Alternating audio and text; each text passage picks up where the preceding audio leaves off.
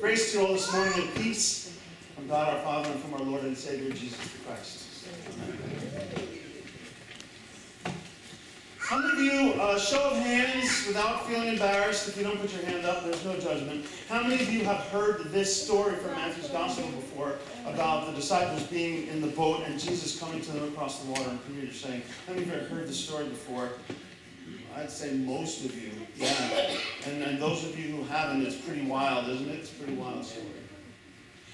So if you've heard it before, maybe it's like, oh yeah, that's the story of Jesus walking on the water. I remember that story. And then Peter sinking like a rock. That's his name. Did you ever notice that his name, Peter, is Greek for rock? So I think he got that name because he started to sink like that. No, he got the name because Jesus says, on this rock I'll build my church, but rocks also sink. So I noticed a couple of different things this time looking through this passage from Matthew's Gospel, this incident in the ministry of Jesus, that caused me to scratch my head a little bit. And I just want to throw them out there for your reflection. Number one thing I noticed. Jesus comes walking to the disciples on the water. And did you know that you could do this yourself now?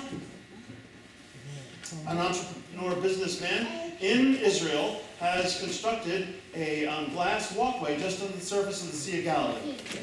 And you can walk out, you can't go all the way across, but you can walk out a substantial distance and then turn around and wave for pictures. And you are standing on the water. In fact, if any of you watch Top Gear, the British car show, one of the guys actually went there and did that. And his friend said, now go over there. So Jesus walks on the water, and we all go, oh yeah, Jesus walks on the water, that's cool, he could do that. But why? Why did he do that? Why did he walk on the water? That's question number one for your reflection. Number two. He gets to the boat, he approaches the disciples by walking on the water, and they're in the boat, and they're already primed to be scared because, even though some of them are fishermen, not all of them are, and the weather is pretty bad, and they're afraid that they're going to be swamped. Such storms were often came from the Sea of Galilee, and they're afraid that they were going to be swamped, and they were going to drown. So they were already scared, and now they see something even more out of the usual, which is that somebody's coming walking across the water to them, and their immediate reaction, which would have probably been yours too and mine, is, it's a ghost. Because people don't walk on water. I mean, flesh and blood people don't walk on water. Spirits can do that. So their second reaction is, oh my gosh, it's a ghost. In the midst of this kind of, if you can just imagine the turmoil going on in the hearts and minds of the disciples, in the midst of that, Jesus says to them, it is I, don't be afraid. And Peter says, if it is you, command me to come to you on the water. Second question for you to think about is, what was Peter trying to get at? Why did he say, oh, that's cool, I want to do that too? Like, what was that about? Third question that and these are just my questions, you probably have your own questions about this passage. Peter gets out of the boat then, as we know. He walks towards Jesus, and then he starts to look around himself and realizes that he's walking on water, which people don't normally do unless they're on that little glass thing. He says that to Jesus then, as he starts to sink, Lord, save me, and Jesus lifts him up. When they got into the boat, the wind ceased. So my third question for you is, why did the wind cease only after they were in the boat? So first question is, why does Jesus come walking to them on the water? Second question is, why does Peter ask that he can walk to Jesus, which seems pretty risky, and what's the point? And the third question is, why does the wind cease only after Peter and Jesus are back in the boat? Those are my questions for you to reflect on. We'll have 5 minutes of quiet reflection. I've been on vacation for the past week.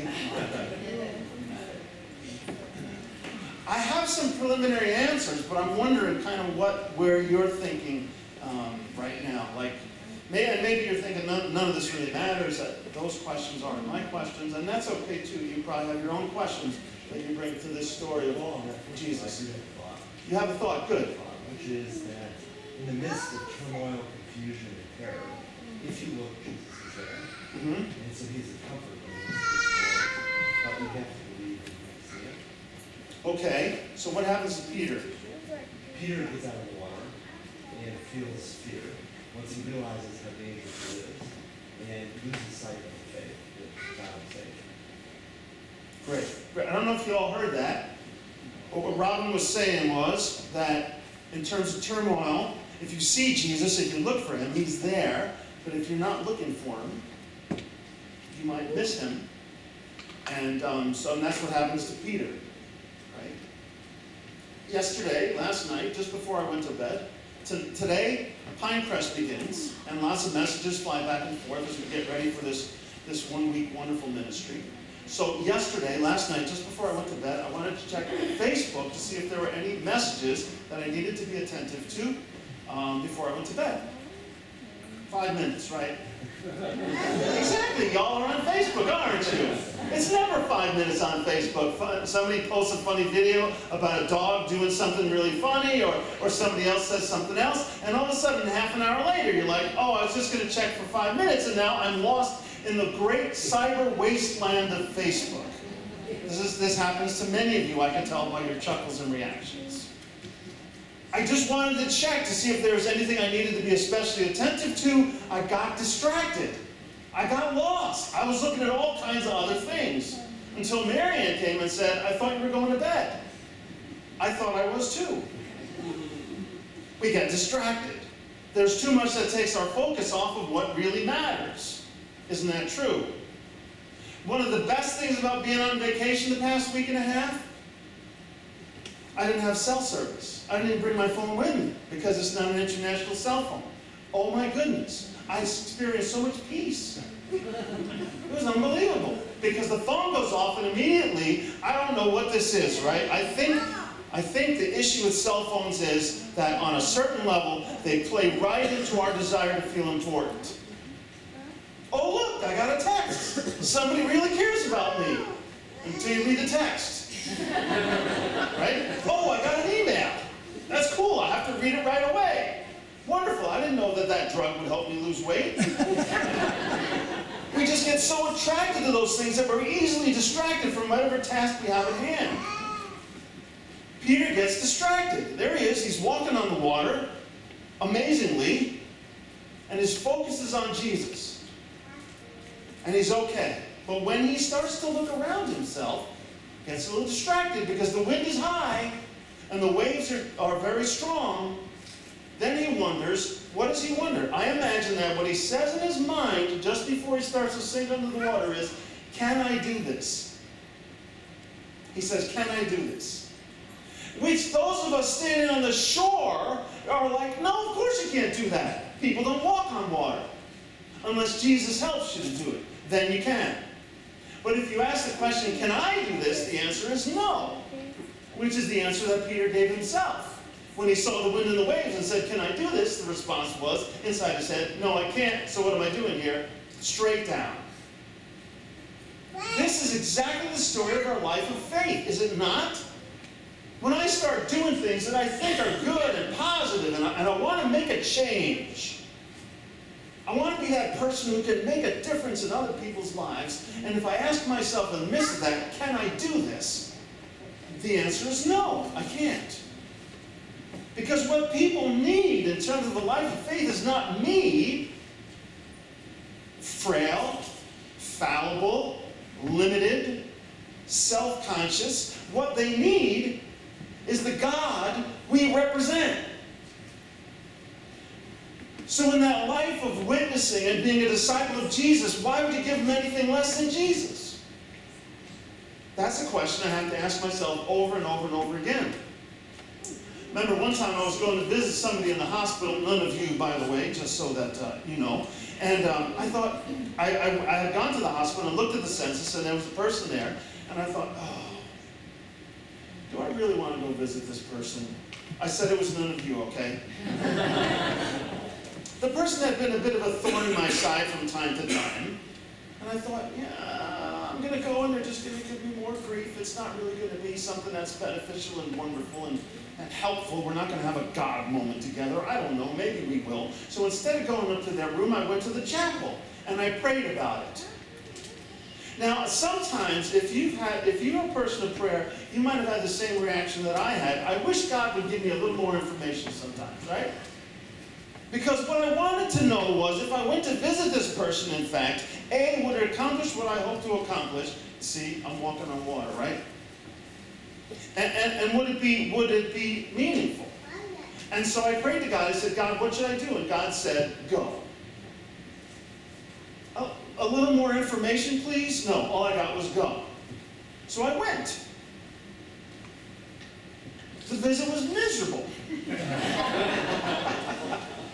Really, I got more of the same. Immediately, since I was primed in past encounters with this person, since I was primed to be like on the defensive, as soon as they said something to me, which happened in about 3 seconds, and they weren't mean-spirited about it. I mean, they weren't trying to, knock me down. They were just coming from their own very particular point of view. I said, what am I doing here? To myself. I didn't say it to them. I probably could have. Anyway, and then I remembered that I was there because God told me to go. God said, get out and walk. So I walked.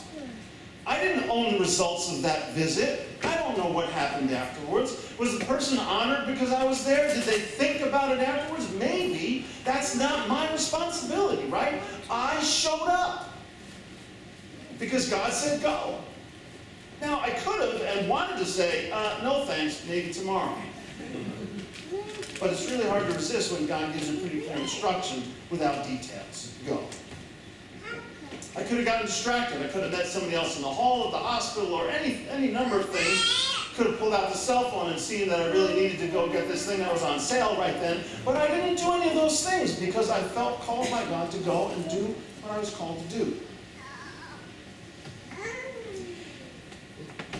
Why did Peter decide that it was a good idea to ask Jesus if he could walk with him on the water if he got so distracted so quickly and lost his footing because he lost sight of where he was supposed to be and instead looked at what he thought he was responsible for? Again, that's us, right? Things happen to us in our lives. I want to be clear about this with you. Things happen to us. We worry about them. Natural, human, no judgment there. That's just the way we are. But when our worry consumes us, then we lose sight of the fact that we are always and ever children of God in God's hands. Living these lives that we live at God's invitation. Does that mean we're never going to worry again? No. We just do. Peter is this wonderful risk-taker guy who says the first thing that comes to his mind and then gets in trouble for it sometimes. And he keeps trying to learn and learn and learn. And he gets better, but he's never perfect. That's the story of our walk of faith. So why is he sitting in the boat in the midst of a stormy sea in Galilee, watching this person come to him who they're not really too sure is Jesus after all, despite his words of assurance? Then he says, if it is you, command me to come out and walk to you on the water. What's he looking for? Sometimes people have judged Peter rather harshly and said, well, what he wanted was the spotlight. Hey, I could do that too. I don't think that's it. I think in the midst of the uncertainty that the disciples were feeling, Peter said, if it is you, to test if it was. If it is you, Jesus, then whatever happens to me isn't going to be bad. Because we know you well enough to know that you're not going to do anything that's going to harm us. Ultimately, what you want for us is the gift of life and goodness, strength and faith. So if it is you, I'm going to get out of this boat and I'm going to walk on the water. If it isn't you, I'm going to get out of this boat and I'm going to sink. But I'll sink right next to the boat and hopefully my friends will pull me back in. In other words, Peter is testing his faith. The disciples are trying to put this whole picture together. What just happened? The very day before they set out from out onto the Sea of Galilee, Jesus had just fed 5,000 plus women and children with 5 loaves and 2 fish. And the disciples saw this and they're thinking to themselves, who is this guy? What kind of power does he have? What is he up to? And they're beginning to understand. Now comes the next step. He's walking to them on the water. And again, the question is, who is this guy? Some kind of ghost? Some kind of spirit? And Jesus says, no, it's not either of those things. It's me. The same Jesus that fed the 5,000 plus. The same Jesus that heals and teaches. It's the same one. So Peter wants to test that theory and say, okay, if it is, if you're the one that loves us and cares for us, I'm going to come walk into you on the water. Is that okay? And Jesus says, yeah, that's okay. Come on. And for the first few steps, Peter makes it, proving exactly what he believed in the beginning, until he started to doubt, which is what Jesus kind of chastises him for. You know, you were doing okay there, but your faith wasn't strong enough. Why did you doubt? I love that question. Well, unless it's addressed to me, right? I like asking other people that question. But it's a really good question for us to ponder over and over again in our walk of faith. Why did you doubt? What did you think was going to happen? Where's your faith? I actually suggested that one year as the theme for Pinecrest. You know, with all the texting language that goes on, most of which I don't understand. All these TBT. I don't know what TBT, Throwback Thursday. I had to look it up. So you post pictures on Facebook, there I was again, lost in the wasteland, of you 20, 30, 40 years ago, because it's TBT, Throwback Thursday. Some of you are looking at me like I'm speaking a foreign language. I am. So anyway, one year at Pinecrest, I thought that the great theme I would use would be, where's the faith? And in the interest of text, somebody groaned already, right? No. In the interest of texting language, I thought I'd make it cool for the campers, and I'd do WTF. Yeah, no, that doesn't work. I found out before camp, mind you, not afterwards. If you don't understand what that's all about, you'll have to ask somebody else, because I'm not explaining it. But that's a question that we really should be asking ourselves over and over and over again, right? Where's the faith? What do you believe? What do you think God is up to? Where is God working in your life? For what purpose? What are you doubting for? Because God failed to come through for you? On whose terms? Peter says, let me walk on the water. Jesus says, okay, go ahead. I like Peter. He's a risk taker. He's free in that, you know? He doesn't mind taking chances. But then when his focus comes back to him, things go wrong. So the story of our life of faith as disciples. Two other questions I had for you. Why does Jesus come walking to them on the water in the first place? We know that he does, and we're all like, as Christians, right? We're all like, oh, okay. He walks on the water. That's pretty weird. Why does he do it? Well, we don't know. Matthew didn't tell us. But I have an idea. Think about the circumstances of the disciples. They're in the boat. They're scared. There's a storm around them. They're in fear for their lives. Jesus knows that they need him, so he comes to them. Jesus knows that they need him, so he comes to them in any way he has to. Well, I'm sorry, I don't want to take Go ahead. this time, but I do have Go ahead. a question now, I think. Yeah. Which is that it seems to me that where Jesus really exists is turmoil, and that you have to go seek it. And you're not going to be comfortable and try to protect yourself from both. You're about to get swamped. Mm-hmm. And so he comes walking in the midst of trouble. Right. And asks you to come see him. Or he seeks you and he wants you to be comfortable there. Do you think if he was kind of saying, yes, I can see you there, ask me to come out here, I will help, this is what this is about. Once you get out of the boat, it's here. So your question is about Peter's motivation for asking the question? Yes. And why Jesus is moving in ways? Because that's really the Bible. Right, I agree with you. I think that you most often, well, okay, so sometimes it's a coin toss, right? In the midst of difficult circumstances, you can find Jesus or you cannot. And that's, so remind me to come back to that. Because that's really important. Then Peter, Robin, just so I understand what you're saying, is he says, okay, if that's where you want us to be, like out in the storm with other people, that's his motivation for saying, then I'll come with you. Even if following you means being in the midst of the storm, that's where I want to be. Is that your question? I think that's a really good question. I think that's a wonderful insight. In fact, I have a friend of mine who says that that's why Peter got out of the boat, because he wanted to be with Jesus. No matter what was going on in the boat, he wanted to be with Jesus. Where everything had to be better than being in the boat or in the midst of the storm if you could be by Jesus' side. So is that kind of what you're saying? Yes, if you think of the life afterwards of the story, and yet Jesus comes to people in the storm, they need to learn that. You need to learn that. That's right. That's right. They need to be again, not distracted, but focused on the fact that in the midst of the storm, your storm, whatever that might be, Jesus comes to you. Now, you might feel like you're out there on the boat all by yourself. That doesn't change the reality of Jesus' presence. It changes your understanding of that reality, right? Because the central reality, especially of this story, is that in the midst of the storm, Jesus comes to you. And I want you to keep that in mind next time the storms come, or even if they're there now. Jesus will be with you. You got to experience that, right? I can tell you that. Robin can tell you that. Other people can tell you that, and you've heard that. But unless you've experienced that, you're going to have a hard time believing it. It's going to seem like a ghost story instead of reality. But it's the absolute reality of our lives of faith. When you're in the midst of the storm, Jesus comes to you. Now, how do you know that? We have to develop something that is called mindfulness. Mindfulness. You have to practice your faith. You have to be mindful of the presence of Jesus in the midst of your circumstances, whatever that might be. Let's not misunderstand here. Jesus also comes to us in times of peace and calm, but also in the midst of the storms. All the time, in other words. How do you know that? Because you pray about it, right? Because you want to practice and develop that mindfulness that will make you aware of the presence of Jesus so that you're not distracted. So like I said to the kids, you pray. Pray a lot. Pray all the time. It doesn't have to be formal. It can just be the words that come out of your mouth and respond to God. Get yourself a mantra if you have to. If praying informally doesn't work, get a phrase that you repeat over and over again that works for you.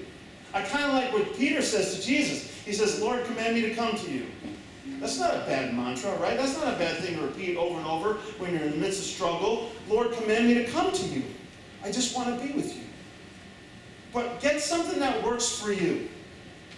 Something, a phrase, maybe a passage of Scripture that you can repeat to yourself over and over again that will help you to feel calm and feel like you're in the presence of Jesus. Get a visual reminder. You have crosses hanging in your house? Well, okay, move them around because now you don't see them anymore. So switch them, right? Put them in different places. Get some kind of visual reminder that you belong to Jesus. Hang your baptismal certificate on the wall, if you can find it. I wear a wedding ring. It's not to remind me that I'm married because I know that. And I thank God for that. But when I feel the ring on my finger or feel that it's not on my finger, it's a really strong reminder that I am in a serious relationship with Mary Ann that matters to me. So do something like that. Get a cross that you wear around your neck. Get a tattoo. Okay, I didn't say that. I know the teenagers are going to be like, don't tell your dad. Pastor Paul said I should get a tattoo. You could go together. It's a nice bond. Do whatever you have to do to give yourself some kind of ever-present reminder that you belong to Jesus. Whatever that is. Prayer. I mentioned the kids singing too. Those hymns just go through your head. You don't have to worry if you're a good singer or not. Sing them. Nobody cares. Only God is listening and God loves it. Just sing. Do those things that will help you to feel that even though the storm is raging around you, you're strong because of Jesus' presence with you. Develop that kind of mindfulness that will keep you from distractions because they're there. The storms rage. Third thing, I asked you, why do you think that Jesus doesn't calm the wind until after they're in the boat? And because I think, and you guys have your own answers to these questions, and I hope you'll share them with me.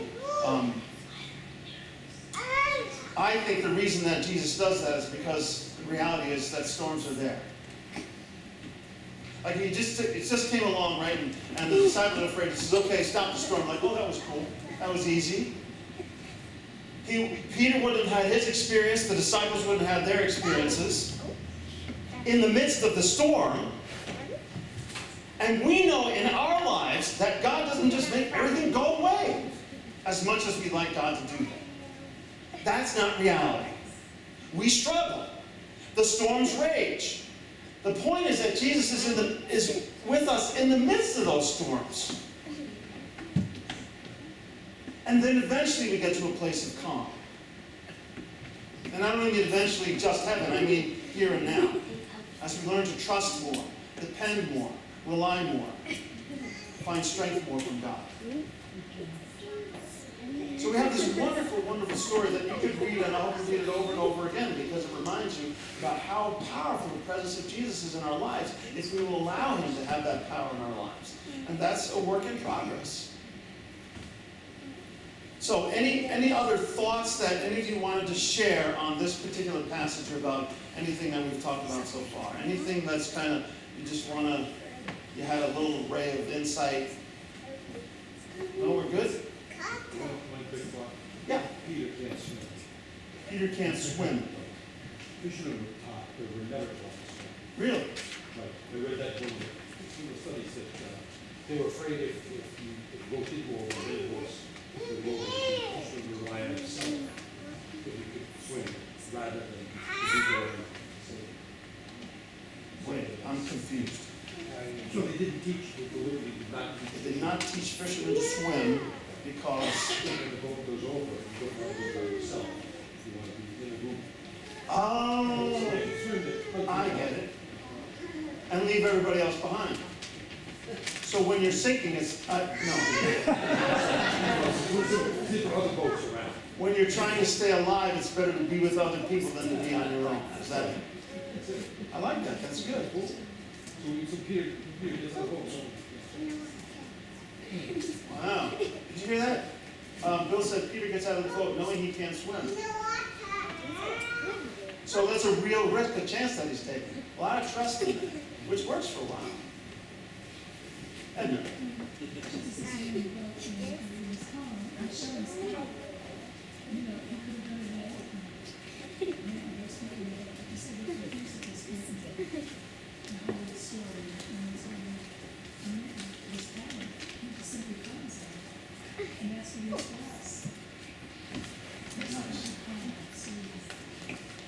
So let me share with you, thank you. That's good, what Edna just said.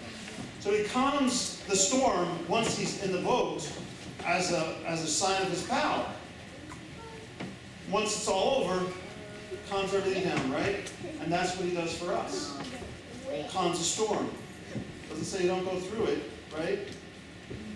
But his presence calms that storm for us if we'll allow him to do that for us. Good, thank you. Any last thoughts?